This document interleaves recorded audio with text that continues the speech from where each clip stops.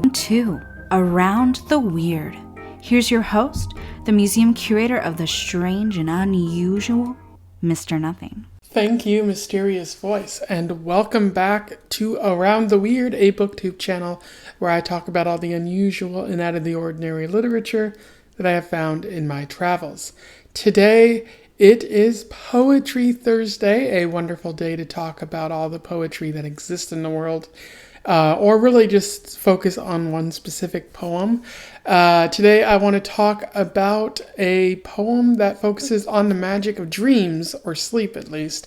I am referring to Sleep by Jorge Luis Borges. For those who don't know, Jorge Luis Borges, if I'm pronouncing his last name correctly, is was an Argentinian writer who wrote in the 1900s.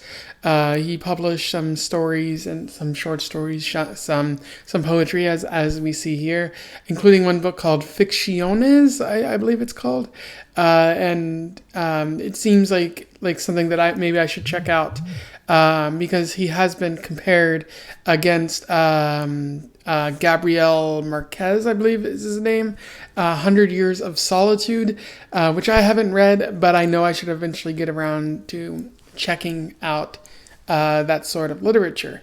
Unfortunately, when looking up some information about this author, I did learn that he kind of said some stuff that was in support of the various fascist dictators who existed in the late 1900s in the South American region, including accepting an honor from Pinochet, who killed a lot of people. That's not so good. Maybe that makes it harder to, go to his literature, given that he might be somewhat of a fascist supporter himself.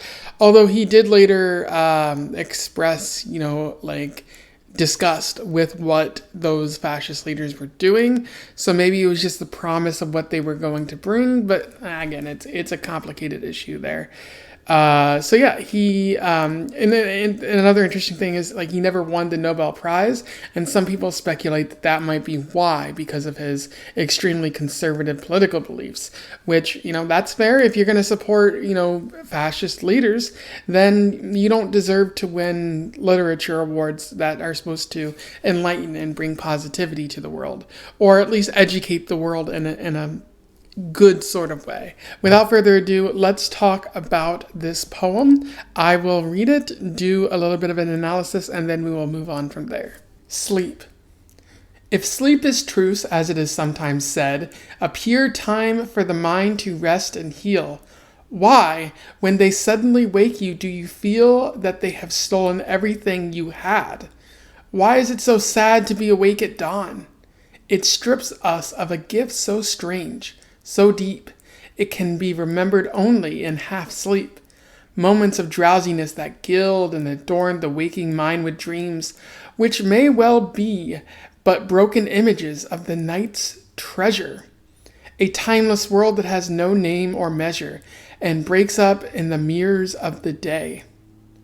Who will you be tonight in the dark thrall of sleep, when you have slipped across its wall? And so that was Sleep by Jorge Luis Borges, a pretty good poem, very wonderful, and it gets at some of the ideas that I think about when I think of sleeps, or sleeping, or dreaming, that it's sort of a mystical kind of time, because we close our eyes for 8 hours at a time, depending on how much sleep you get each night, and we dream, and when we wake up, we feel maybe well rested, or maybe we don't, and it's different for everyone, but what goes on during that? And psychologically speaking, there is an explanation. Our brain dumps chemicals around, and that causes us to go into REM sleep. But here Borges is just talking about dreams. He's saying what magic can they bring? And so one of the more interesting parts of the poem is he says, why is it so sad to be awake at dawn? It strips us of a gift so strange, so deep, it can be remembered only in half sleep. So like maybe we're given knowledge while we're sleeping, and when we wake up that knowledge goes away, and the only time that we can remember it is during our dreams, perhaps, or that moment as we fall asleep. So perhaps in this way he's saying that like it's important to sleep, it's important to dream, because it brings us a knowledge we can't find anywhere else. And another aspect of this poem I like is the end. He asks a question to the audience. He says, "Who will you be tonight in the dark thrall of sleep, when you have slipped across its wall?" And the interesting thing about that element of the poem is that the question that he asks, like in a way that he makes dreaming seem magnificent. Like we can go to sleep, and no matter who we are right now, if we're a custodian, if we're the president of Ecuador, or if we're, a bus driver, we can be different people. Even if you don't want to be a different person, like if you're enjoying your life or whatnot, like you can still be somebody else. Like the limits of there are no limits of sleeping and dreaming. Like it allows you to do anything and know anything. And I really like that aspect of this poem, the potential that it seems to hold within it. Anyway, those are my thoughts on Sleep by Jorge Luis Borges. A pretty good poem. I'm going to recommend it to you out there, that you go out and seek it and maybe even, try to analyze it yourself, because I feel like there's a lot to this poem that I didn't talk about just now, that I feel that maybe if you made a video or if you commented below, we could have a more elaborate conversation there. So yeah, feel free to comment. I would love to hear from you. Otherwise, don't forget to like, share, and subscribe so that more people can find out about this poet, as well as Poetry Thursday. Always fun to share share poetry with the world.